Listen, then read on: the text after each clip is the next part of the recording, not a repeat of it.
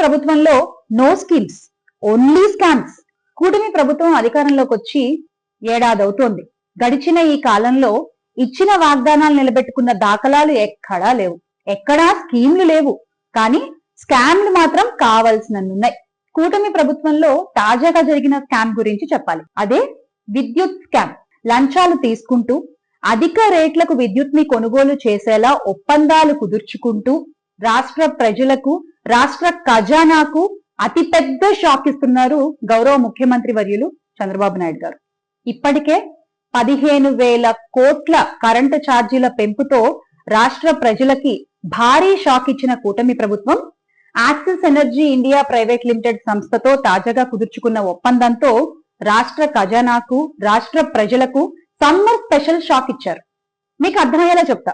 400 మెగావాట్లు అంటే 210 కోట్ల యూనిట్లు ఒక సంవత్సరానికి కొనుగోలు చేస్తున్నారు. ఈ కరెంటుపై గతంలో జగన్మోహన్ రెడ్డి గారు సెకీతో కుదుర్చుకున్న ఒప్పందంతో పోలిస్తే ఒక్కో యూనిట్ కి ₹2.10 అదనంగా ఖర్చు చేస్తున్నారు. దీనివల్ల రాష్ట్ర ఖజానాకి ఒక ఏడాదిలో జరిగే నష్టం 440 కోట్లు. అదే 25 ఏళ్లకి 11,000 కోట్ల నష్టం జరుగుతుంది. అంటే ఈ స్కామ్ విలువ ఎంతండి? 11,000 కోట్లు అన్నమాట.